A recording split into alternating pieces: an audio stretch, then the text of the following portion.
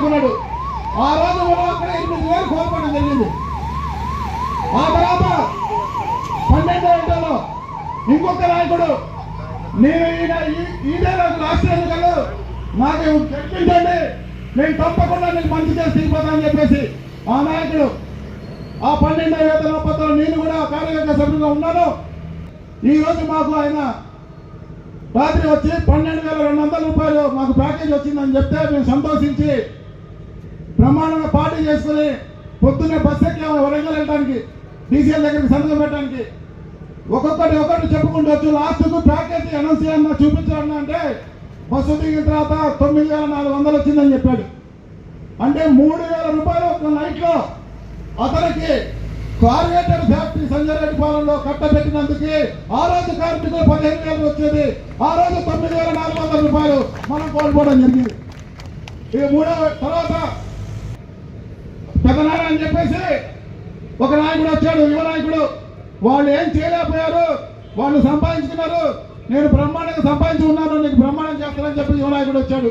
ఇక ఆయన చేసింది మనందరికీ తెలిసే, ప్రపంచంలో ఎక్కడా లేదు. ఒక ట్రేడ్ యూనియన్ నాయకుడు కాంట్రాక్టర్ కంపెనీతో, ట్రేడ్ యూనియన్ నాయకుడు తండ్రి ఏఐటీసీలో కాంట్రాక్టర్. ఇంతకన్నా సిగ్గుమాలిన చరిత్ర, ఇంతమన్నా సిగ్గుమాలిన ట్రేడ్ యూనియన్ నాయకుడు మరొకడు ఉంటాడని చెప్పేసి కార్మిక సోదరులను ప్రవహిస్తున్నాను. ఏకంగా మేనేజ్మెంట్ కి సరెండర్ అయి 6 నెలల్లో 2 నెలలు 3 నెలలు కూడా టాక్స్ అవ్వకుండా సంతకం పెట్టారు, ఇంటైం సంతకం. ఇదేమన్నా భారత రాజ్యాంగమా? ఇంటైం సంతకం పెట్టడానికి అడగడానికి మేనేజ్మెంట్ అడుగుద్ది, నీకు సిగ్గుండని కంగారు పెట్టడానికి. ఆ రోజు ఈ ఉత్తర నాయకుల దగ్గరుండి తొందరగా సంతకం పెట్టవచ్చు. 12వ వేతన ఒప్పందంలో 15,000 తేవాలని చెప్పేసి కార్మిక సోదరులందరినీ తీసుకెళ్లి నడి రోడ్ల కూర్చోబెట్టి అర్ధనగర ప్రదర్శన చేసి గగ్గోలు పెట్టించి 70 రోజులు దీక్ష చేసి ఆ నాయకుడిని కల్పిస్తే ఆ నాయకుడు తీసుకొచ్చింది 12,000 రూపాయలు. ఒక్కసారి ఆలోచించిన సోదరులారా, మనం లాస్ట్ 3 ఏళ్లలో మనం దాదాపుగా 20 నుంచి 25,000 రూపాయలు మనం డైరెక్ట్ గా బేసిలో కోల్పోయామంటే అది ఒక 100 సంవత్సరాల తర్వాత 100 లక్షల కోట్లకు చెల్లింది. ఈ ముగ్గురు నాయకులు చేసింది. ఇవాళ మనం చూసాం, ఒక సంవత్సరం క్రితం జరిగిన మన బీపీఎల్ ఉద్యోగాల్లో ఎంతవరకు ఏం చేసిందంటే ఒకసారి తెలుసు.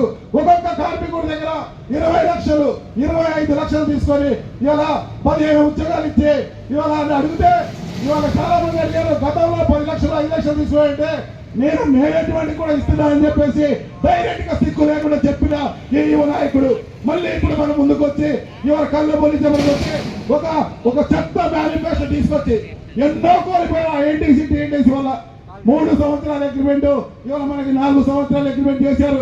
క్యాంటీన్ లో ఉదయం పూట టిఫిన్ ఉండేది తీసేశారు, 3 టిఫిన్ ఉండేది తీసేశారు, రాత్రి భోజనం తీసేశారు. ఇలాంటివన్నీ తీసేసి ఇవాళ మొత్తం నేను పెడతానంటాడు. ఒరే సన్యాసి, 13 ఏళ్ళు నిన్ను గెలిపించారు కదా, ఒక్కరు కొడితే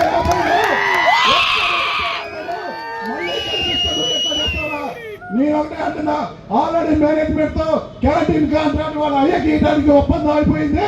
ఈ క్యాంటీన్ లో ఎన్ని పెడతారని చెప్తున్నారు, అది ఆల్రెడీ మేనేజ్మెంట్ తో ఒప్పందం అయిపోయింది. కార్మిక సోదరులారా, ఇవాళ మేనేజ్మెంట్ కాంట్రాక్ట్లు ఈ ఇద్దరు నాయకులు ఏటీసీ ఒక పక్క మన బిఆర్టీ మిత్ర పక్షాలు శంకర్ రెడ్డి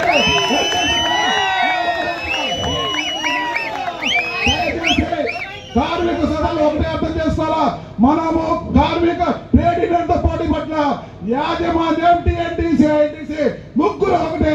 ఆ ముగ్గురు ఒక పక్క ఉన్నాం, ఇలా బిఆర్టీ మిత్రపక్షంలో ఉన్నాం. ఇలా డైరెక్ట్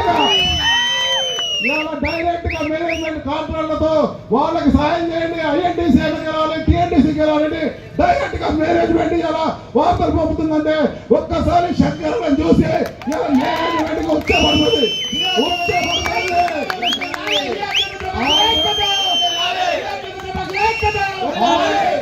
ఆల్రెడీ శంకరన్నని చూసి ఈ ముసలి నాయకులు, ఈ వాసంత నాయకులు గత 3 నెలల పాటు ఉచ్చబోసుకున్నారు. ఇవాళ మేనేజ్మెంట్ కూడా ఇలా భయపడదంటే మరొకసారి అర్థండి. మన కార్మిక గుండెల నుంచి, కార్మికుల బాధల నుంచి, కార్మికుల అక్రతల నుంచి పుట్టిన నాయకుడు ఈ శంకర్ రెడ్డి.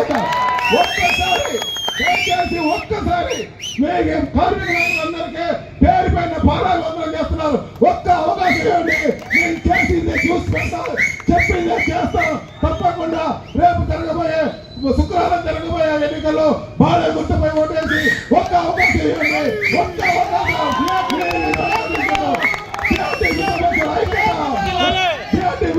ఐక్యత బాణం గుర్తుకే